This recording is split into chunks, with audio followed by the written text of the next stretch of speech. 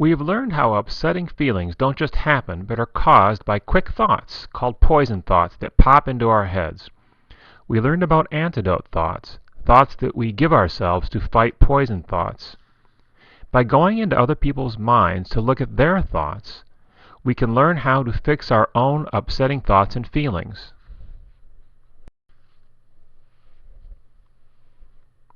There are 5 kinds of poison thoughts.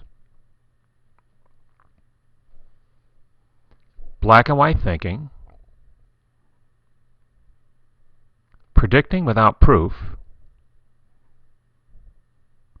searching for the bad, ignoring the good, blaming others or blaming yourself, and rigid thinking.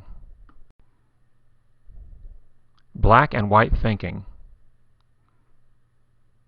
When your mind thinks that someone or something is completely bad or completely good, with nothing in between.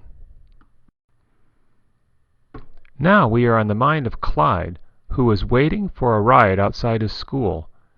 A huge football player walks closer to Clyde and says, "Hey, I got a question." Clyde turns and walks away quickly. Clyde thinks, "Never trust a football player. They bullied me once." Think about yourself now. Can you think of a time when your mind was making you think that someone or something was completely good or completely bad?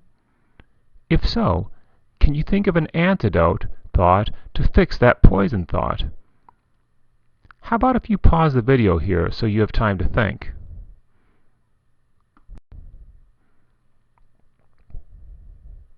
Predicting without proof.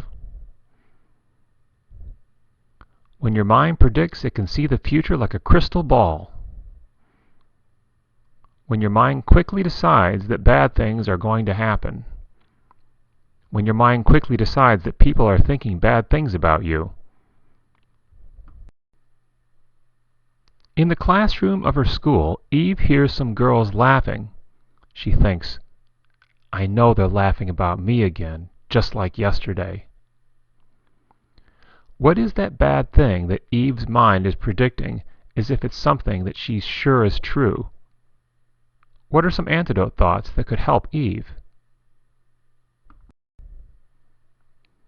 We are now inside the mind of Matthew, who is in his gym class.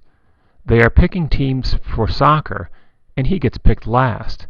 He thinks, "I'm always going to get picked last forever." What is the thing that Matthew's poison thought is predicting? Can you think of antidote thoughts that could help him? Think about yourself now. When you get worries, it's because your mind is predicting that bad things are definitely going to happen. Think about a time when you were worried. What were your poison thoughts? What antidote thoughts did you need? Again, this is a good place to pause the video so you can remember and think. Searching for the bad, ignoring the good.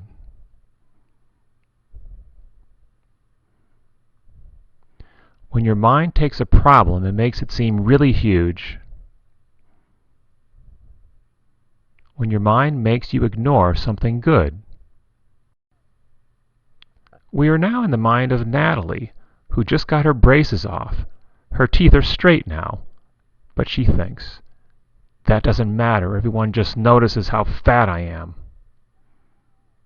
Now, what is the bad thing that Natalie's mind is looking at very closely? And what is the good thing that her mind is ignoring? Now we are in the mind of Bob, who has been at a Halloween party. At the party, the food and games were okay at first. But at the end of the party, kids kept stealing Bob's wizard hat, and it got torn. As Bob leaves the party, he thinks, "This was a terrible party." What is the bad thing that Bob is looking at very closely? And what is the good thing that he is ignoring? When people are sad or discouraged, it's often because their minds are stuck searching for bad things and ignoring good things. Think now about yourself. When was a time that your own mind got stuck and you kept thinking about something bad while you were ignoring some good things? And at that time, what antidote thoughts did you need? Blaming. When your mind decides that somebody else is to blame when maybe they aren't. When your mind blames you for problems that might not really be your fault.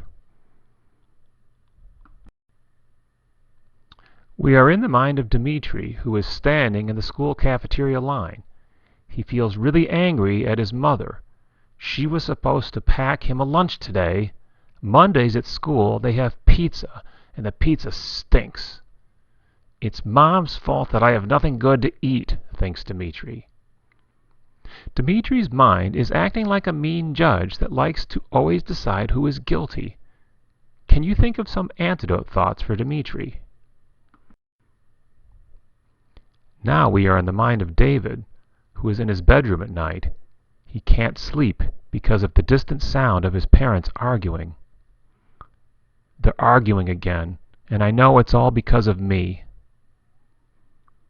David's mind is acting like a judge who is deciding that David himself is guilty. Can you think of any antidote thoughts for David? It's only natural for your mind to try to figure out who is to blame for something, and for you to think that you or someone else is responsible for something bad. But sometimes a person's mind can get stuck acting like a judge. Think about a time when your mind was acting like a judge and making you feel way too guilty about something. What antidote thoughts did you need at that time?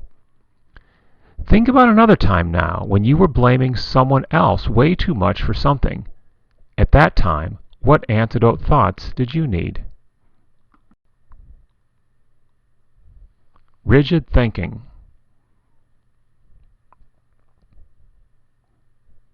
When your mind makes you demand that things go just the way you expect. Now we are in the mind of Cheryl, who is upset because her friend wanted to try playing kickball in a different way. She yells at her friend while thinking, "People are always trying to change the rules to games." How is Cheryl's mind being stubborn and unchanging? What antidote thoughts does she need? We are in the mind of Chad, who is looking in his school planner and noticing that he has homework to do again. Last year they only had homework sometimes, but now it's almost every day.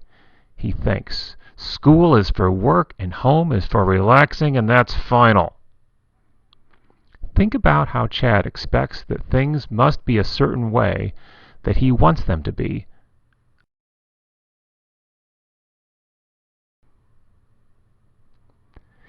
Everyone's mind can get stubborn sometimes, but with some people this can really happen a lot. This can make them unhappy, and it can make the people around them feel pretty annoyed. Think about a time when you became upset because you just had to have your way or make something come out the way you wanted.